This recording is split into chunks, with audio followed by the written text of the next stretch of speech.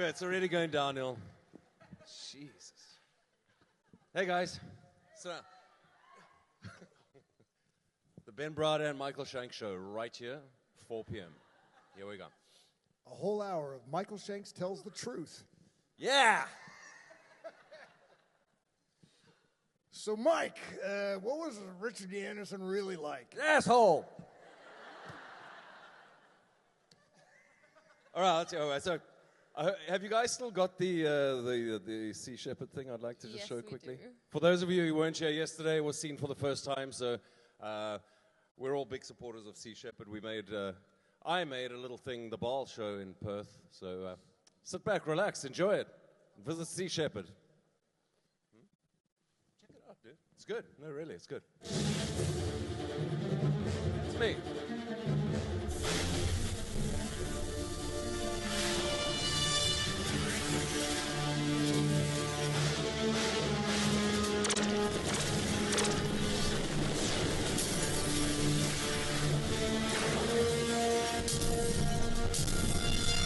This is Ball. I fight the Jafar, but side with Sea Shepherd. Join my minions and me in the fight to keep Earth's oceans alive.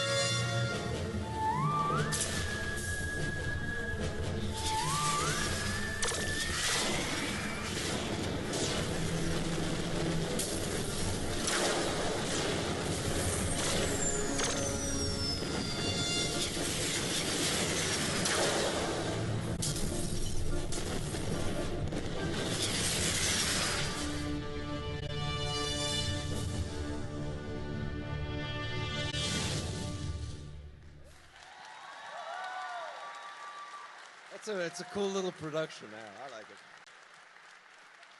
Thanks for watching. I'm struggling with what that actually says. Says that Cliff Simon's going to fuck up some whaling ships. That's what it says. I'm going to use my system lord powers. What do you mean you're confused about what it says? Well, I mean, wasn't Ball like a bad guy? Yes, of course, but that's what he's saying. So, like, he's fighting whalers and SG-1. So you're, like, equating... No, as bad as he is, he wants to defend the oceans, right? I think that's pretty cool, because he wants to take over Earth. He doesn't want it to die. Come on. That's a good way around. It's Sunday. I like Just it. forget about it. Like, next week, it's Darth Vader saves the whales. Out, you puny humans. We're going to kill you. Use the Force. Save the whales. I agree with the message. He doesn't talk That's like all that. cool. You just don't agree with Ball doing it. Ball what saves makes it- the whales. I'm just struggling, man. But that's what I makes it couldn't so I couldn't crazy. understand why blowing shit up in space was going to help the whales. That's all. I mean, it's cool and all. It looks great, but you know. Yeah, I was like, I was seeing a whale come through in the middle of that, you know? Ball on his chariot, like, you know, using his Zat and his powers on him. That's what makes people pay attention. It's like, what the... Anyway, moving right along. We have some audience questions if you're ready. Why not? Great. Over to Ben and Michael. Hi, guys. Actually, I have a question for you as well. Okay. Prepare First question yourself. of the day, all right. All for me. Okay, so I've got one for all of you and one for you specifically. I was told by another fan that's in here somewhere that you will be releasing I think an autobiography soon. I wanted to know if that was true and hear a bit about it, hopefully. And I also wanted to ask you guys if you could... See, you guys, I fly under the radar. Yeah. I also... He's written the quintessential tell-all. Sorry, carry on. Oh, that's okay. I also wanted to know if you could do any acting job, what would it be and why? Jesus. I'm an actor. I would do anything. I don't know what... I mean, anything acting-wise. Well, yeah. It depends on the time of the day. Any acting job would be James Bond. Yeah, without a doubt. Or the James Bond villain. That would be like my dream role, for sure. What was the rest of the question? Oh, yeah, I wrote a book last year. It's a memoir. It's called Paris Nights, My Year at the Moulin Rouge.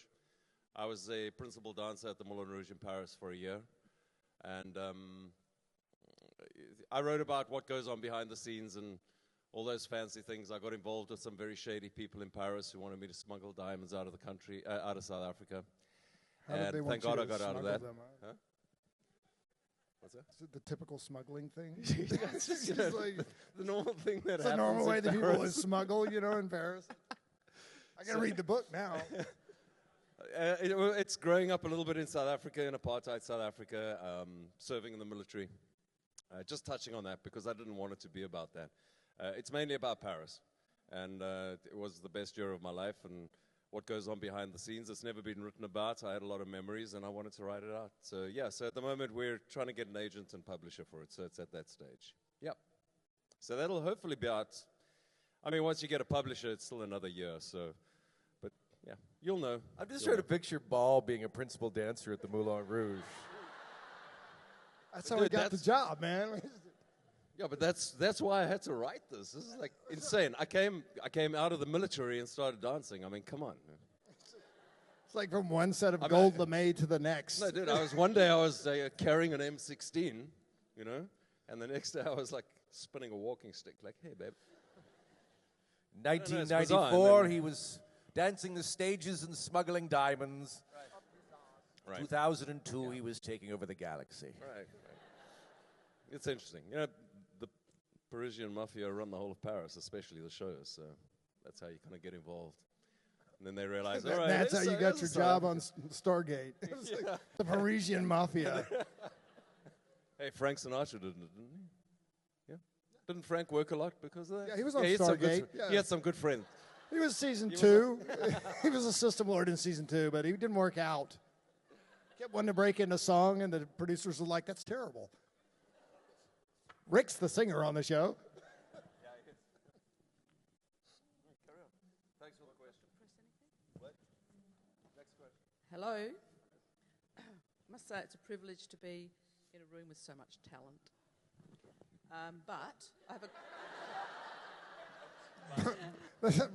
But it's like, I'll leave that to you. Okay. Question for Cliff. How do you say your race? Is it gold or Gould? Or is it... I say Gould. Okay. It was kind of left up to us, even though there's a little thingy on it. So when I was reading, I would say Goa Ould, and it sounded stupid to me, you know. It's But said in different ways yeah, throughout the they didn't specify. You could say it how you wanted. I say Gould, like Thank gold, you. the golden Gould. And the other guys, what's your favourite enemy, and what's it been like fighting with them? Favourite, besides the Gould. My favorite enemy is the evil Sea Shepherd Society.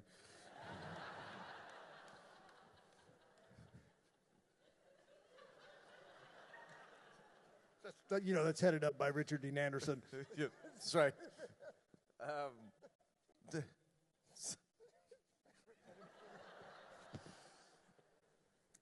Did you fight anybody? I don't know. You fought Vala. I fought Vala, yeah. She was the enemy. I'm going to go with Vala. She kicked my ass. You're up, Ben. I was only on the show for 2 years. I only had, we had the Ori, but, and we had Cliff. But I shot him. That was my favorite enemy. You shot me more than a few times. Yeah, I know, but once really good. Once in the head. Next question. Hi. I love Stargate, but this is a question for Michael. We've started... Wait a minute. I love Stargate, but this yeah, is a question it's a lot for of but Michael. questions. It's not It's like a Saving hope. It's not a Stargate question. Oh. We've just started watching Saving Hope. Okay. And I know it's sort of living that you're in a coma, but you're also not because you're interacting with people. Do you see any correlation between you talking to people as that coma patient and Daniel when he was ascending and things like that, or not? No. Although if for the uneducated, who always wondered what happened to Daniel when he ascended, you could pretend that Saving Hope is Daniel Jackson The Ascended Years. It's like a lost DVD collection.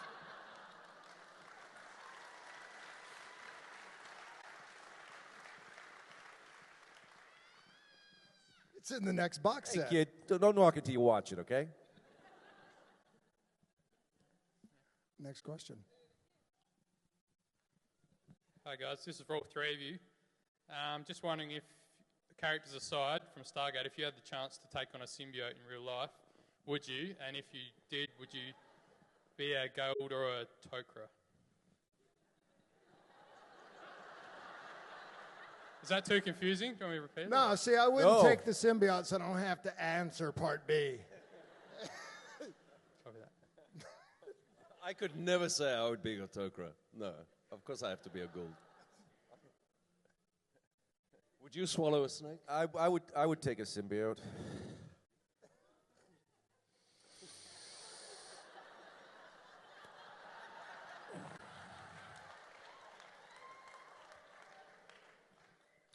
I would take him out for dinner. Some wine, maybe a little dancing. Back to my place at around 11. Light a fire and we'd quietly sit and talk. Till our eyes both got sleepy and we decided to get closer. Hell no!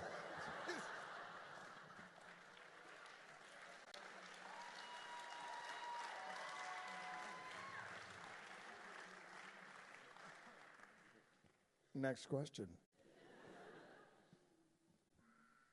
Hi, I was wondering if you had much improvisation on the show with some of the comedic aspects. And also, Daniel, Michael, how do you hide your accent in the episodes? Because I noticed your American accent is very, very thick. That's funny because I'm not American, I'm Canadian. Same.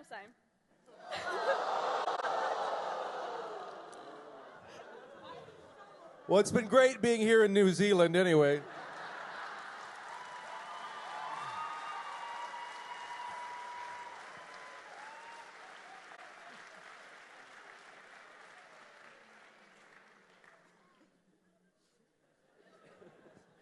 I'm sorry, what was that stupid question again? It was how do I hide my thick accent? What does my thick accent sound like?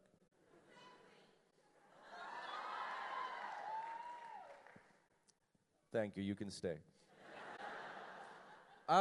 Actually, I was in the early stages of the show. I was really harped on about sounding too Canadian, and so they one of the producers, who's Michael Greenberg, who's from New Jersey, he used to correct my pronunciation of things instead of saying, "You say a boot. It's not a boot." I said, "I don't say about. I say about." He goes, "See right there." I'm going, "What did I just say? It's not about. It's about, Michael. It's about." So I started to really harden. Suddenly you became from Jersey. Yeah, all of a sudden I was Mr. Daniel Jackson from Jersey. Like this. Yeah, it's about. Talking on the other side of his fucking mouth. And all of a sudden I realized to do an American accent was to talk out of the side of your mouth and sound really shitty.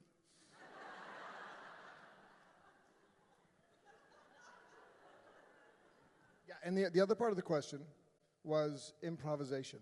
Oh, yeah, just work with Rick. Everything is improvisation. You're American, aren't you? I'm Southern, bro. That's Yeah, different. It's like being from New Zealand.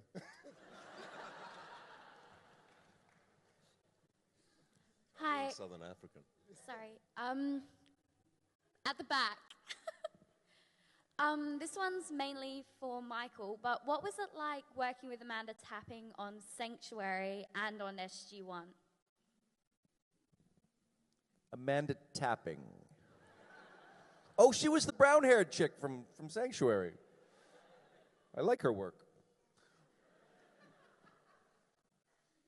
Oh, she was on Stargate? No, it was fun. I hadn't seen Amanda in a while, and it was nice to they purposefully had written an episode or cast me in an episode that was very. The interaction between myself and Amanda was very light, which I think was smart because it was only the second season of Sanctuary, and they wanted to make sure to carve out their own identity. And although they wanted to have me on the show, they didn't want to sort of have us repeat our same chemistry or anything like that and sort of fall into similar patterns. So I got to work with Ogum, which was fantastic, and Amanda I just saw for like a couple of days, which was fun. It was kind of like an old homecoming. We hadn't shared the screen in a little bit, and it was nice nostalgia. I wept.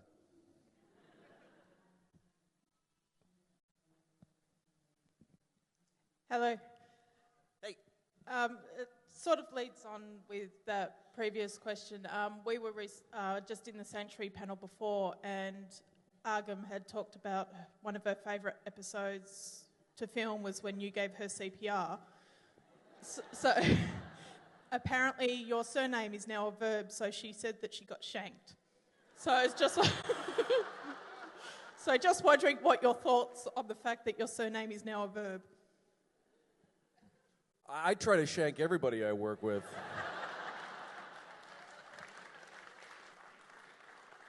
I know I've shanked Ben. Cliff and I shanked and then we cuddled a little bit. But it's nicer when it's, pretty girls like Ogum, that they're much nicer to shank.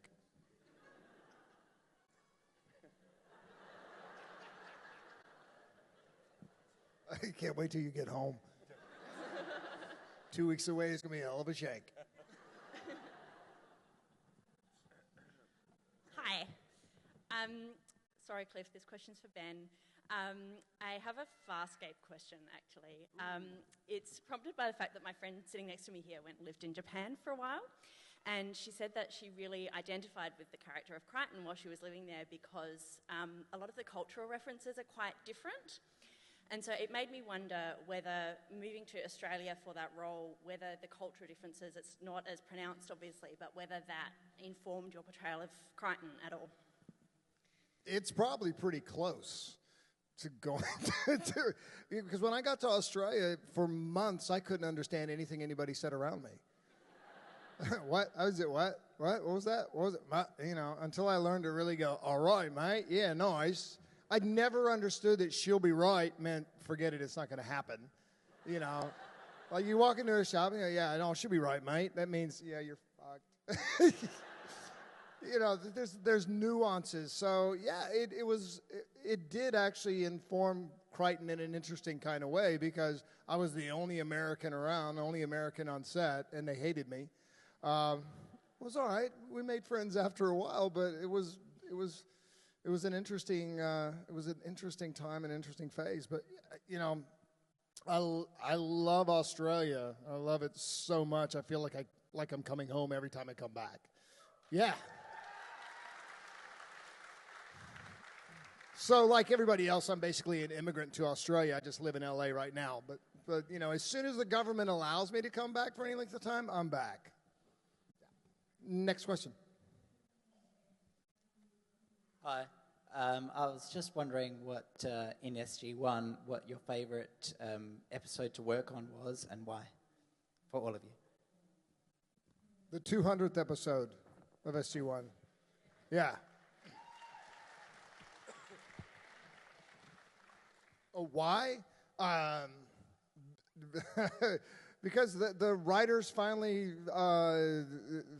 I think, took the reins off of the show in a way that they could have done, I think, more as the series progressed. There's a tendency to kind of, at a certain point, be too serious, and they just took shots at themselves and at the genre in a really creative and interesting way, and it was fun to play all those different characters. I mean, I still today, when I see like SG1 as the Wizard of Oz with Vala as Dorothy, I just think, yeah, that's the show.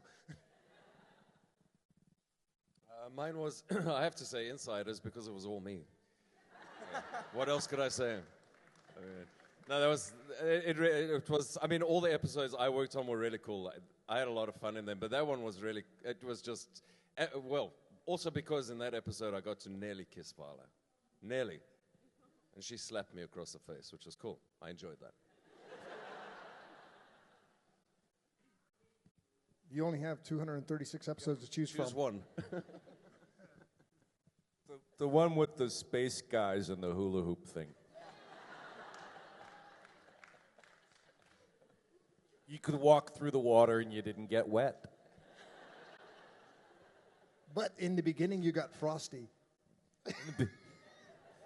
In the beginning, we got Frosty.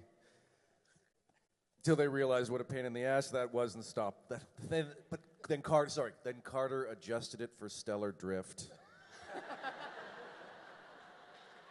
That was some damn fine science going on there, bro.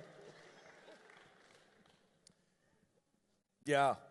And you know they used to spray in the pilot what they sprayed us with? You know the stuff, the fake frost you put in Christmas trees? That's what that was. It's also toxic, but anyway. That's why I am the way I am. Hello. Hey. How's it going? Massive fan of both Stargate and Saving Hope, so this is obviously for Michael. They're very, very extreme genres, sort of one drama, one really action-packed. Did you prefer one to the other, or were you sort of happy in both, or, yeah?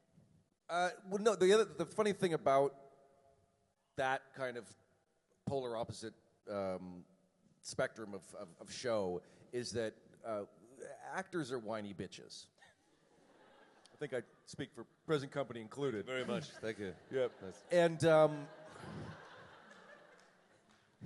And whenever we're doing one thing, the grass is always greener on the other side of the fence. So I just, in the last couple of years, because Erica Durant's is on it with me, who worked on Smallville for years, and of course after Stargate and Smallville, you sit there and go, I want to do something dramatic and angsty, something that's about the acting, not superheroes and aliens.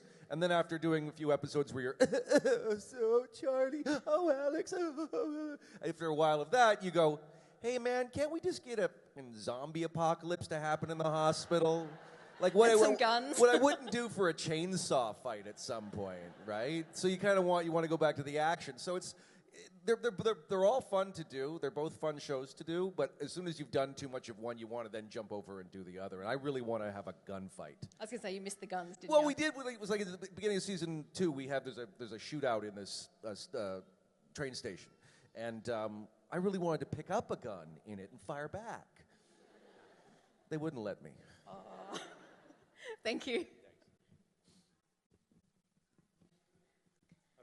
Hello. I'm sorry. I just have to say first, it's an honor to be in the same room as you guys and talking to you guys yesterday. I've been a big fan of Stargate since I was a child, littler. My question is for Michael. Whatever. Not that old. No, I'm just saying littler as in shorter. Me. Sorry. My question is for Michael.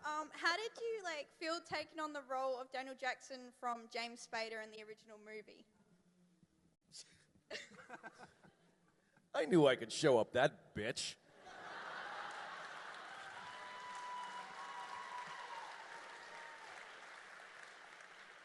He better just wait till he sees my Ultron, too, 10 years from now. When we do the Ultron series. No, I was, it was all good fun because I literally, for the audition, I got hopped up on Scooby Snacks and watched the movie and copied his portrayal for the audition because it seemed to be written the same way with the same voice in mind, and they like that. Of course, once you do it, you get the part and you go, yay, I got a job. Then they tell you that you're going to be doing it for 2 years, and then you find out halfway through the first you're going to be doing it for 4 years. You start to go, oh, crap, what have I done? I've locked myself into mimicking another actor's work for the next half decade. So you then, as much as fun as that was in the beginning, you start really thinking, well, I have to kind of make this mine somehow, and that started where it started to sort of percolate that I needed to shed that skin and move into my own sort of uniquer? Is that an Australian word? Unique-y. Right. Uniquest. unique way portrayal of it. So, thank you. And it only took 10 years. Only took 10 years. Spader had 2 hours. I had 237. And for those of you that still prefer Spader, get out!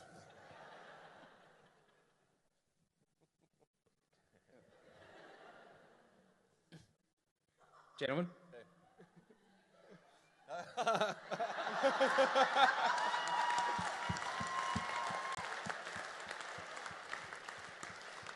That's good. Don't let the door hit you in the ass on the way out. Gentlemen. Well, first of all, thanks for taking the time out of your busy lives to come visit us in Australia. We mean No, a lot we're to not us. doing anything.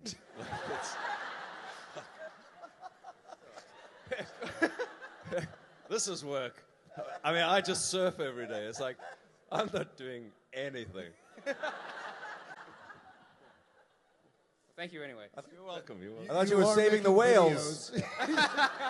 He said you're out with your paddleboard saving the whales. I was curious, Sorry, carry on. yes, sir, for all three of you, what was the process you had to go through to get your role that we all know you from on Stargate?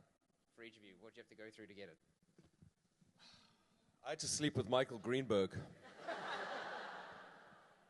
But he was good. No, from my point of view, I read for the show, the character Ball hadn't been created yet, hadn't been written. And then it was probably, I think I read some of actually Tilk's lines when I went to read for them. And then 3 or so months later, I received a script and they said, okay, you're Ball. So they kind of wrote it with me in mind. They already knew who I was, and yeah, so that's how I got it. And I knew Mike Greenberg around, and then one day he just, said to me, I'd like you to be on the show. I said, I'd love to be on the show. We never spoke about acting or anything like that. And then, yeah, it happened like that. So Ball was really created with me in mind. Yep. Yeah, I had to sleep with Michael Shanks. We met on with all these Michael Greenberg. Well, I don't know. We met on a plane. We had a couple of drinks. We got to talking. I went, I'd love to be on your show. And he said, well, let's see what you got. And Happens a lot in Hollywood, kids. Don't be shocked. no, actually, I had met a couple of the producers separately at functions at Sci-Fi Channel, and we got into conversations, and then I guess they decided they needed someone else to walk through. So you can't just send 3 through the gate. It's got to be at least 4. So they offered me a gig.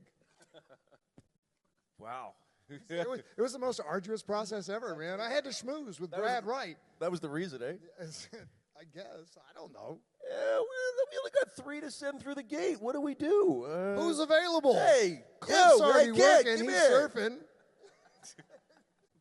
Yeah, I like you. Get on through that gate. Yeah. Wow, I actually had to audition and work for my shit. Oh, I just had it handed to me. Oh, I knew the producer, and he just gave me this job. They wrote it for me.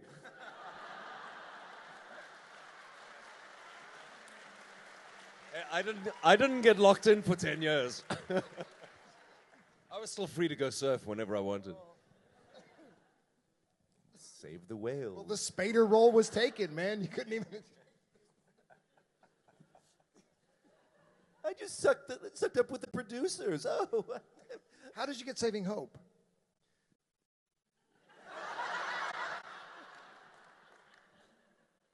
I'd prefer to not say.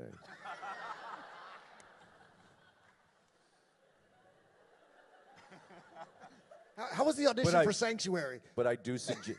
But I do suggest you read Cliff Simon's biography.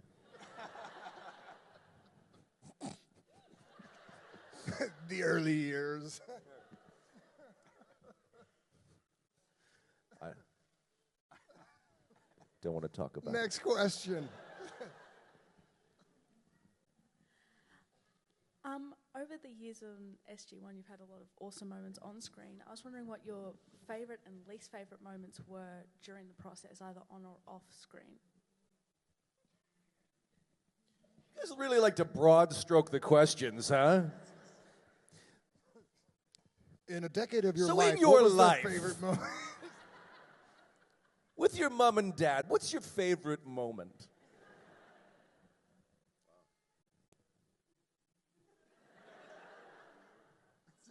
It was fishing with my dad in the boat. Mr. Hemingway. I'll get one. Yeah.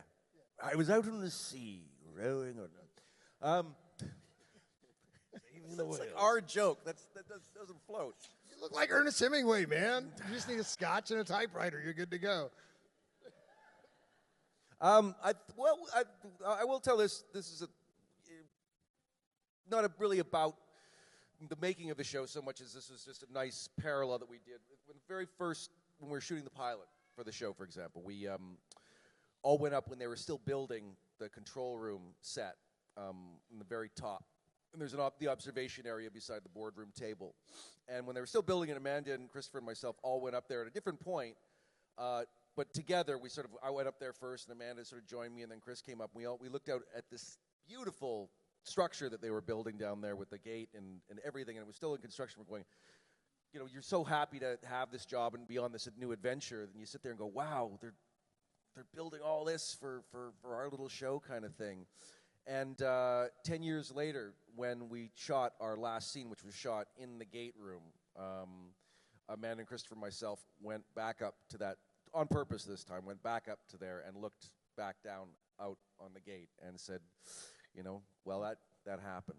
That was fantastic. And yeah, it was a nice sort of closing of the chapter. Of course, we then went on and did movies and stuff like that before they tore it all down and put up the sets for Once Upon a Time or whatever's filming in there now. But it was just a nice sort of full circle that we kind of did. Full circle, see what I did there? Huh? Yeah. But yeah, that's probably one of my more fond memories of the entire experience.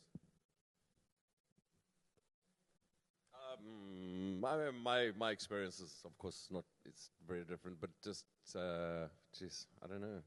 I mean, I can't tell you what my worst experiences are in life. I can't tell you. I didn't have any bad experiences at Stargate. As a guest star coming onto a show, you got to fit in with everybody, and it's the one show that every time I came back, went back up to Vancouver to work, I was really made to feel welcome every time I walked in there. I never felt like an outsider coming in as a guest star. Right from the producers to the crew to the cast, I was always welcome back. It was really a good feeling because you guest star on a show and you're coming in and you're working with people. They all know each other and you don't know anyone. So it's kind of you have a lot of anxiety, and I never felt that on Stargate ever. So it was really just a good all-round experience for me. Well, I only did 2 or 2.5 years on the show, which is very different from. When Mike and Amanda and Chris started the show, it was like they were kids, right? And it's a decade later. It's a whole decade of their life, and 2 years is a little different. But what I most remember about the show is I was a little nervous about going on to a show which had been going for 8 years. And primarily it's because you don't know how you're going to fit in, because they were like siblings. It's like, brothers and sisters. They knew each other so well that it was like walking into somebody's family. And there was, so you tread carefully as you go into someone else's house. And I remember sort of somewhere in the first half of season 9, I kind of looked around and went, wow, oh shit, they just adopted me, And it was a kind of awesome feeling. I mean, Chris never adopted me; he always hated me. But in his very big brotherly sort of way, he'd always smack you on the head.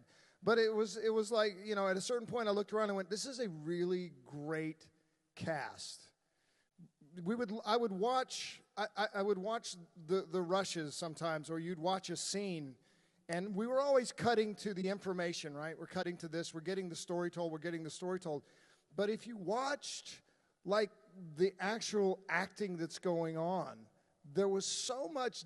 There was a great deal of depth in it, and byplay and repartee that went on that actually never, in many cases, made it to the cut. that it was I just thought it was actually, from my experience of it is that I thought this is a really talented and smart group of actors, and I'm really happy to be adopted into the family. Next question. My first part's actually for Ben. I just want to know what it was like not playing Crichton in the 200th episode. And the other one's for Michael. Do you enjoy dying in pretty much everything you do? I was so glad that I wasn't playing Crichton in the 200th episode. It was dramatically inappropriate, and it just would have been awkward. I agreed with Claudia wholeheartedly that Vala would cast Daniel Jackson as Crichton. So I was happy to see it. And it was a little upsetting to watch Michael tear Crichton apart in front of my eyes. That's awful. Shit happens. Yeah. You step in, ruin our show, I'm going to take a dump on yours. I mean...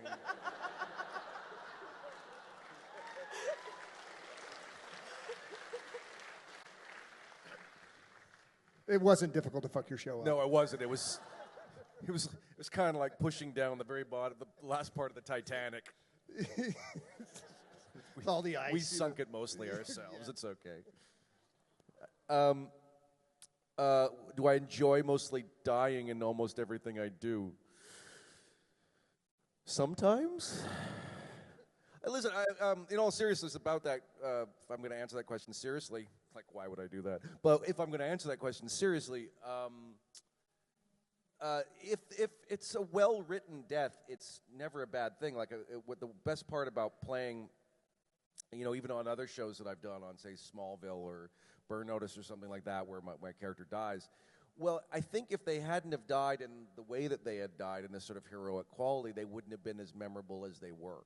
So even though it's sad to watch those kind of characters go, there's a reason why it's sad to watch them go, because, if they stuck around and became, you took them for granted and got used to them being there, they wouldn't have had the opportunity to have the heroic journey that they went on that now makes you miss their loss. So it is kind of fun to play those when it's a great story, and I think both Burn Notice and Smallville are great examples of stuff outside of Stargate, because Lord knows how many times I died on that.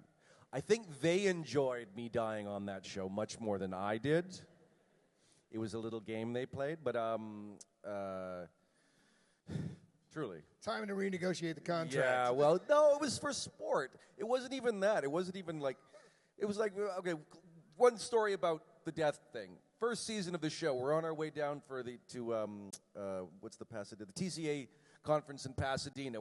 I'm not even through the first half of the season of my first ever TV series. And we're sitting on the airplane flying down to California, and Brad Wright turns and he goes, Michael, read this. And I read it, and it's the opening teaser of Fire and Water, which is Daniel's funeral scene. And I read it, and that's all he's got in this sort of treatment, and he goes, now give it back. And I give it back to him, and I go, and he goes, huh? See? And he turns around, he doesn't say another word to me. So right then, I knew something was up in their twisted little brains, because I'm sitting there going, did he just actually tell me my character's going to flip and die? So as a result, as you saw over the course of the rest of the show, there seemed to be a little who killed Kenny game going on that. But anyway, but sometimes when the character deaths are poignant and it's much part of the story, it can be quite an interesting thing to do, and therefore joyful to play.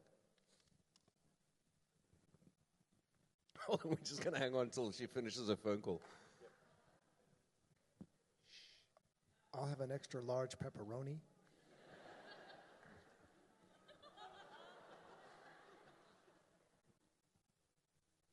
Oh, hello, how are you? Oh, it's somebody from Stargate SG-1. They're just hearing me speak to you over the phone. Where do you want me to meet you, Jeff, afterwards? At home? Carry on. That's awesome. Yep. Hey, guys. Hello. Hi. I was wondering, Are there any moral decisions your characters made on the show that you personally disagreed with? Or maybe in Cliff's case that you did agree with? Thank you. Sorry, could... Moral questions on the show that your character agreed... Sorry, I'm really nervous. You guys are great. No, it's not you. It is. You're awesome. It's not, okay, so were there any moral decisions that your characters made which you personally disagreed with? Or in Cliff's case, as a bad guy, that maybe he did agree with?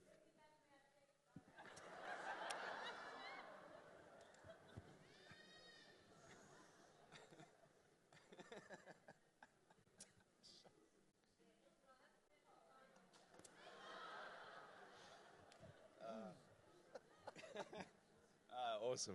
Love it. Love it. I agreed I hope you're with- enjoying the movie. Yeah.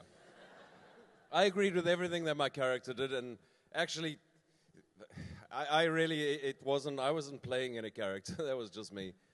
It's like, everything you did was right. Everything. That's all I have to say. I disagreed with Daniel's moral choice of not sleeping with the alien chicks.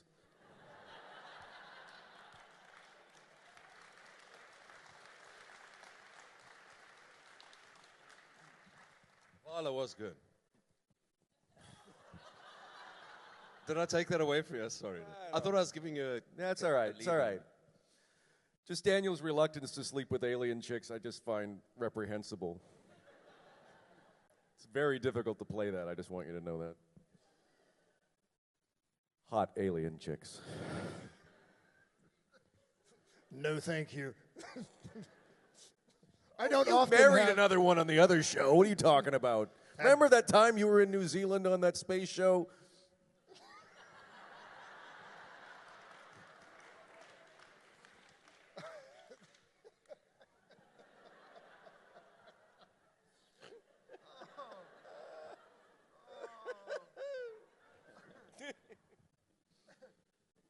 I don't think I had any issues with Mitchell's moral choices. He just had judgment issues sometimes.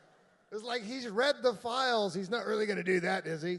No, I can't think of anything offhand that I thought he did that was morally reprehensible. He probably shouldn't have hooked up with that chick on that planet because he got into trouble for it. But, you know, since they weren't going to let Jackson do it, they had to let Mitchell. Hot alien chicks. I know, it's like I show up and like 5 minutes later, I'm like, I'm turning into Kirk. Awesome.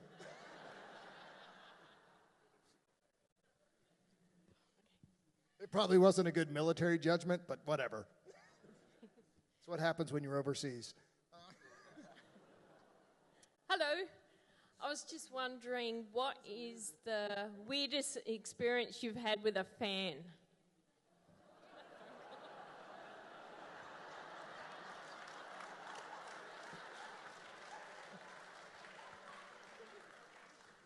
When I was a kid, I used to stick my tongue really close to it. And it cut the end right off of my tongue. And I was bleeding for about like 2 hours. And you can't put a Band-Aid on it. So that was my worst experience.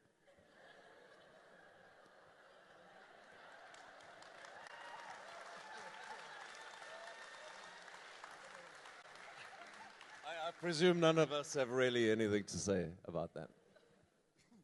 Unless No, Ben- what happens at a convention stays at a convention. But there's a thing called fanophilia. You just you don't go there.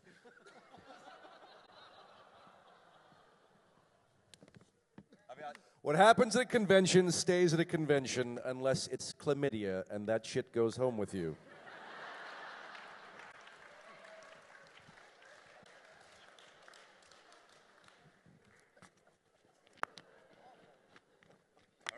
Hi, Next guys. question. Yeah, on that note. There are no bad experiences, just ones that go home with you. Go ahead. Now, you guys are, now quite a significant part of sci-fi TV history. What would you like to see for the future of sci-fi TV? Me in it.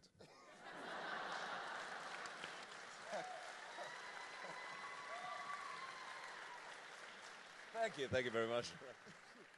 Yeah, I want to see Cliff in it. I would just like to see the Sci-Fi Channel in the United States anyway become the Sci-Fi Channel again. Yeah. I think there's far too much reality crap out there. Like, I just saw The Housewives of Melbourne. Have you seen that?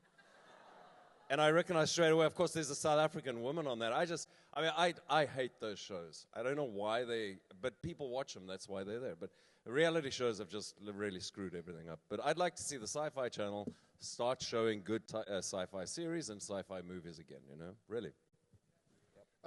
It's only been 15 years since Farscape ended in Australia. I think it's time for another Australian sci-fi show.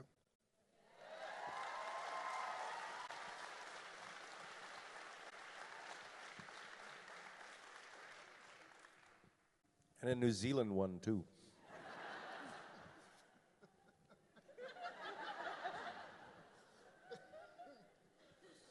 Hobbits and swords.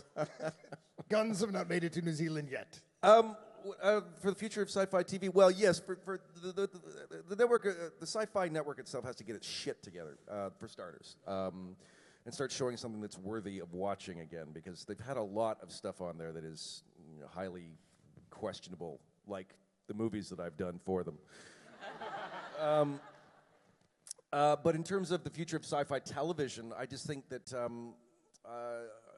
I think adventurous storytelling, and by that I don't just mean like they go on adventures. I mean something that one of the things that felt so great about something like the first Star Trek is you felt like you were actually, even though as we look back on the original Star Trek and how cheesy it is and whatever it is it felt like they were trying to do something, that they were trying to tell you about a possible future that was real, that meant something to us. And I think that's why we kind of attached ourselves to it, is it felt like it was possible, and it felt like we were reaching out for something. I think just getting to storytelling that's about something about where we're going, and I don't mean in a preachy way, but I mean in an allegorical way. So I want to see something like that, not just, gods and monsters for gods and monsters' sake. I don't want to just be blindly entertained by Sharknado 4. No, I really don't want to be blindly entertained by Sharknado 4.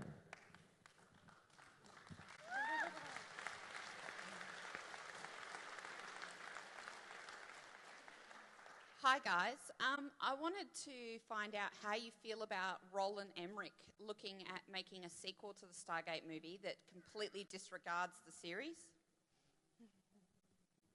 How do you feel about it?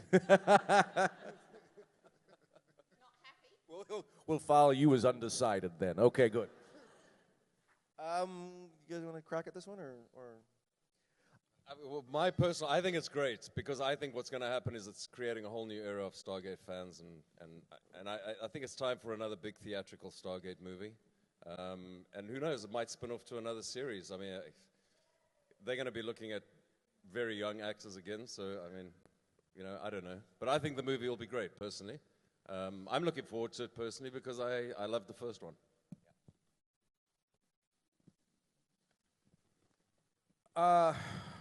I think it's fine.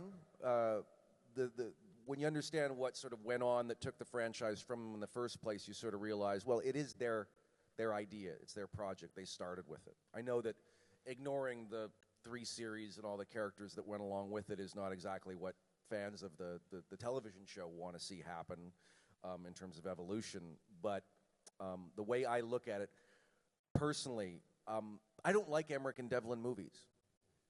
I don't think that they've done one that's any particularly good. I thought they're all kind of cheeseball fests. I think the closest thing they've come to doing a decent one, I think it was just Emmerich too, was The Day After Tomorrow, which I thought was actually not bad.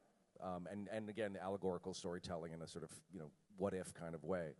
But Independence Day, even the original Stargate, I didn't care for the second half of the movie. I thought it tried to be Star Wars. I thought it tried to be a European's idea of what American storytelling wanted to be when Americans screw it up all the time. So I don't like things that are trying to fake their way into being blockbusters. They just are telling a good story, and they happen to become blockbusters. Blowing up buildings for blowing up buildings' sake is just garbage. Olympus Has Fallen or whatever, Lighthouse Down was terrible. So I don't like their movies. But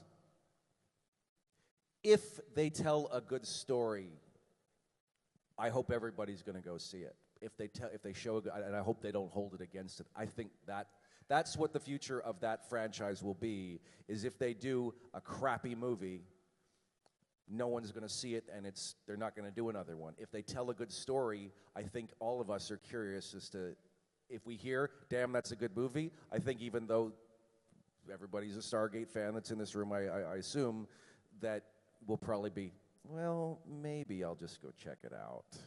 You know, I think we're all a little curious, but I think if we hear it's a good movie or understand it's a good movie, I think we'll like it, and I think just like any other movie, we're going to go see it. So I think that's what it will hinge on. If it's a crappy movie, no one's going to go see it, and that'll be it. And if it's a good movie, I think there will be a new generation, but I don't think it has no bearing on what we did. And I don't think it's inherent, or those guys need to be dependent upon a bow of the cap to the original series or to the series, because that wasn't their part of their invention. So that's my take on it, long-winded as it may be. We have time for one last question. Hello, I hope you've enjoyed your time in Adelaide. I know that the show pretty much went on for almost an eternity, and that many avenues were explored and stories were told. My question is for all three of you: were there any storylines that you would have liked to have seen explored on SG1 but weren't in the 10 years it was on air?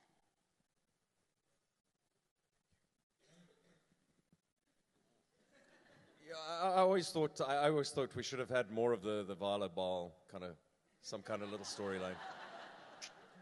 Why do you think that's dirty? I can hear from your laughter. No, but really, I really wanted to do a love scene with Vala. That's the only storyline. Besides that, I was You just very said happy. volleyball. Volleyball? Volleyball. Did I? Yeah. Volleyball sex. There'll be a volleyball tournament going on out in the foyer starting at 10:30 tonight. Winner takes all. No, seriously, I wanted to see more Vala and Ball together. But, of course, they touched on that in Continuum, which was cool. But, yeah. All right, over to you, boys. You got a lot more than I have. You were on the show longer than I was. I was just there a lot in the last 2 years. I watched all 8 seasons of Stargate before I went on the show. So I don't know how much more there was to tell. I was very happy with my time on Stargate. I mean, yeah, it was, the movies were great, and obviously there are more stories to tell, but I didn't go away leaving, oh yeah, I need to see Mitchell do this. You know, I mean, what's next? He's a colonel, then he's a general, and he has to sit behind a desk. You know, it's, so no, I don't, I would kind of like to see a little more of, I think, the interaction between, the sort of more relaxed interaction. I'd like to see Mitchell kind of loosen up a little bit and get a little more comfortable with everybody, because they kept him slightly, he was the military guy, and they wanted to keep him that way. I would have liked to see, Jackson and Mitchell bowling, and then much interesting stuff ensues. They go out and play volleyball.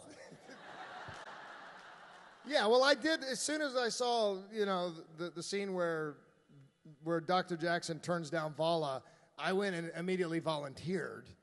Well, Mitchell will do it. Mitchell's, Hot alien chicks. Yeah, that's it. The only thing I could say, there's 2 points that I want to make. I think the first one is that in terms of what I wanted to say, after 10 years ago, well, what didn't we do? We did everything. The only thing I would say about the end of the show was that the wrap-up of the Ori storyline was a little fast, Arc of Truth-wise. And I would have liked to have seen that properly served because it just seemed a little. We created this wonderful antagonist, and they find the magic box, and you open it up, and it all goes away. So that's what it was. Mitchell, I can't find the magic box. Oh, there it is. Oh, they're all gone.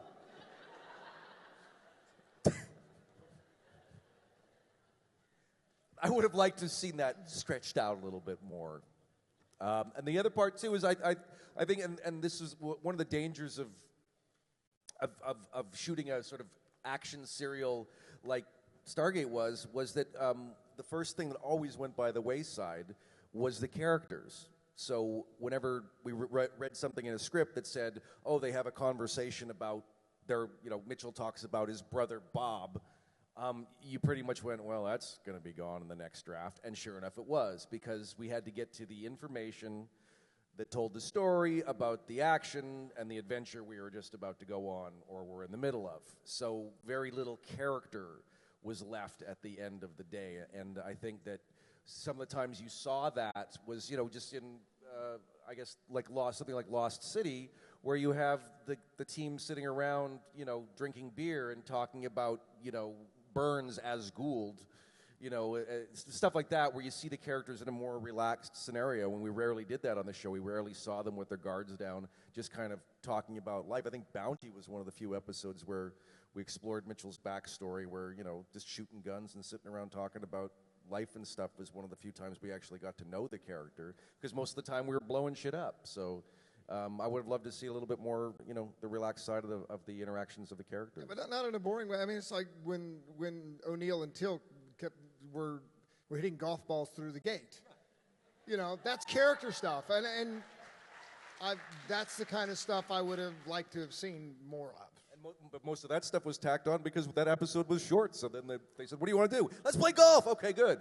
And that's how it sort of got put into it. So yeah, but everybody remembers it. Yep. Yeah, because it's a good moment. You find that stuff. Yeah. Fantastic. Ladies and gentlemen, can you please give a last round of applause for Michael Shanks, Ben Browder, and Cliff Simon?